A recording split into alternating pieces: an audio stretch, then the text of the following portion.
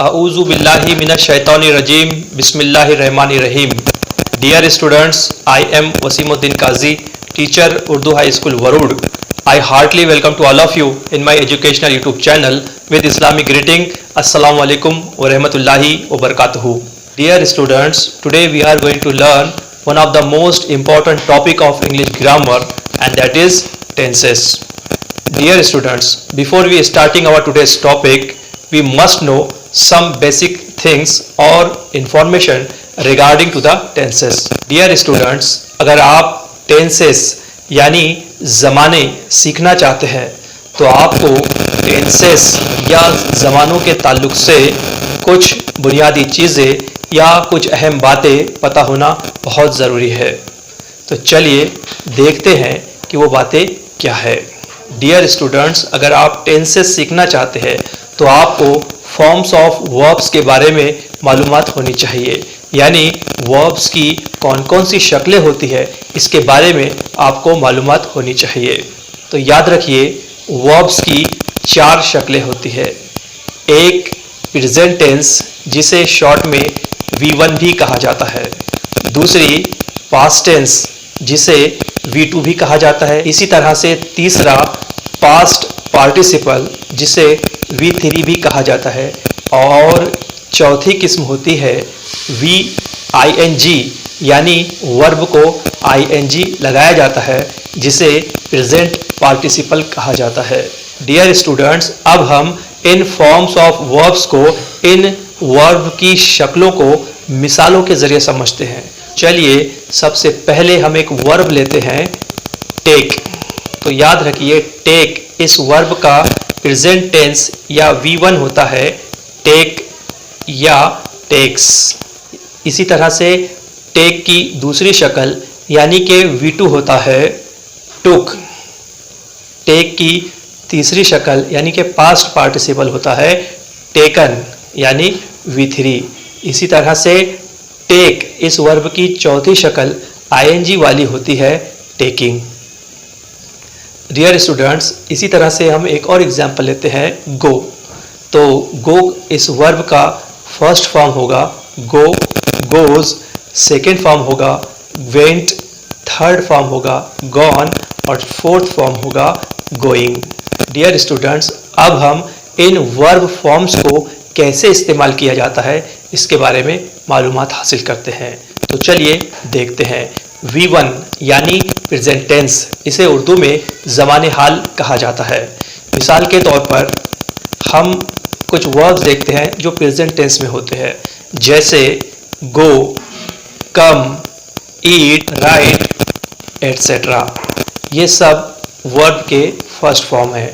Dear students, इसी के साथ साथ कुछ वर्ब्स ऐसे भी होते हैं जिनके आखिर में S या ES लगाया जाता है। तो चलिए देखते हैं कि वर्ब के साथ S या ES कब लगाते हैं। याद रखिए, इसके लिए कुछ उसूल बनाए गए हैं, इसके लिए कुछ रूल्स है। तो चलिए सबसे पहले हम देखते हैं रूल नंबर 1।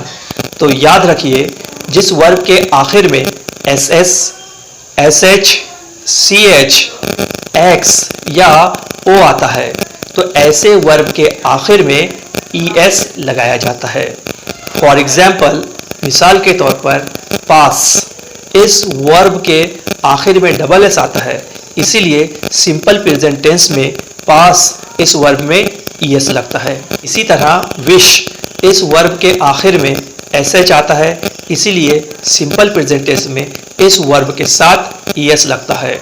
इसी तरह से कैच, इस वर्ब के आखिर में CH आता है, इसीलिए सिंपल प्रेजेंट टेंस में इस वर्ब के आखिर में ES लगाया जाता है। इसी तरह फिक्स, इस वर्ब के आखिर में X आता है, इसीलिए इस वर्ब के साथ सिंपल प्रेजेंट टेंस में ES लगता है। इसी तरह से गो, इस वर्ब के आखिर में O आता है, इसीलिए सिंपल प्रेजेंट टेंस में गो इस वर्ब के साथ ES लगता है। तो ये था पहला रूल। इसमें आपको ये बात याद रखना है कि जिस वर्ब के आखिर में SS, SH, CH, X या O आता है तो उसके साथ आपको ES लगाना है। सेकंड रूल देखते हैं। तो याद रखिए, ऐसा वर्ब जिसके आखिर में y प्लस वॉवेल्स आता है, यानी ऐसा वर्ब जिसके लास्ट में y हो और उसके पहले कोई वॉवेल का लेटर हो। वॉवेल्स आपको पता ही होगा कि अंग्रेजी में 5 टाइप्स के वॉवेल्स होते हैं, ए, ई, आई, ओ, यू। याद रखिए, जिस वर्ब के आखिर में y हो और उसके पहले कोई ना कोई वॉवेल लेटर हो, तब y को ना निकालते हुए वर्ब के आखिर में s लगाया जाता है। मिसाल के तौर पर कि इस वर्ब के आखिर में y है, लेकिन y से पहले e ये वॉवेल्स का लेटर है, इसीलिए सिंपल प्रेजेंट टेंस में वर्ब की के साथ सिर्फ s लगाना पड़ेगा। इसी तरह से बॉय, इस वर्ब के लास्ट में y है और y के पहले वॉवेल o है, इसीलिए सिंपल प्रेजेंट टेंस में बॉय इस वर्ब के साथ हमें सिर्फ s लगाना पड़ेगा। इसी तरह से बाय, इस वर्ब के आखिर में y है और y के पहले u ये वॉवेल्स का एक लेटर है, इसीलिए सिंपल प्रेजेंट टेंस में बाय के साथ हमें सिर्फ s लगाना पड़ेगा। ये था सेकंड रूल। डियर स्टूडेंट्स, यहाँ पर आप एक बात याद रखिए कि जिस वर्ब के आखिर में y हो और y के पहले वॉवेल्स का कोई ना कोई लेटर हो, तब हमें y को नहीं निकालना है, बल्कि y के साथ सिर्फ s लगाना है। अब हम रूल नंबर 3 देखते हैं। याद रखिए, जिस वर्ब के लास्ट में y प्लस कॉन्सोनेंट हो, यानी जिस वर्ब के लास्ट में y हो और उसके पहले कॉन्सोनेंट में से कोई भी लेटर हो, तब आपको y को निकाल देना है और लास्ट में IES लगाना है। फॉर एग्जाम्पल क्राई, इस वर्ब के लास्ट में y है और y के बिफोर R ये कॉन्सोनेंट का लेटर है, इसीलिए हमें सिंपल प्रेजेंट टेंस में y को निकाल देना है और y की जगह पर IES लगाना है। तो ये हो जाएगा क्राई से क्राइज। इसी तरह से फ्राई, फ्राई का हो जाएगा फ्राइज। ड्राई, ड्राई का हो जाएगा ड्राइज। इसी तरह से फ्लाई, फ्लाई का हो जाएगा फ्लाइज।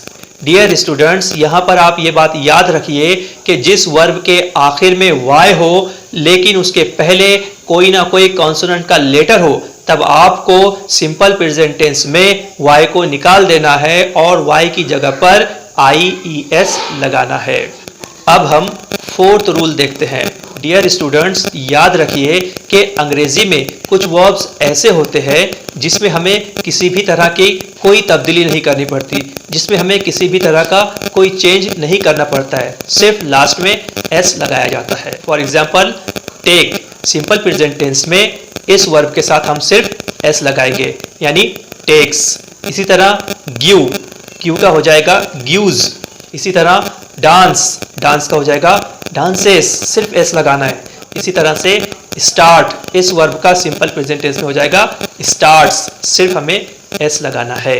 डियर स्टूडेंट्स, याद रखिए, सिंपल प्रेजेंट टेंस में यानी सादा ज़माने हाल में सब्जेक्ट अगर थर्ड पर्सन सिंगुलर हो, यानी सिंपल प्रेजेंट टेंस में सब्जेक्ट अगर ही, शी, इट या किसी का नाम हो, तब इन रूल्स के मुताबिक वर्ब की मुनासिबत से हम वर्ब के साथ s या es लगाते हैं। डियर स्टूडेंट्स, अगर आप टेंसेस यानी ज़माने सीखना चाहते हैं तो आपको इन तमाम उसूलों की बार बार प्रैक्टिस करनी होगी। डियर स्टूडेंट्स, अब हम हमारे नेक्स्ट वीडियो में पास्ट टेंस, पास्ट पार्टिसिपल और प्रेजेंट पार्टिसिपल के बारे में मालूमात हासिल करेंगे इंशाल्लाह। थैंक यू, जज़ाकल्लाह।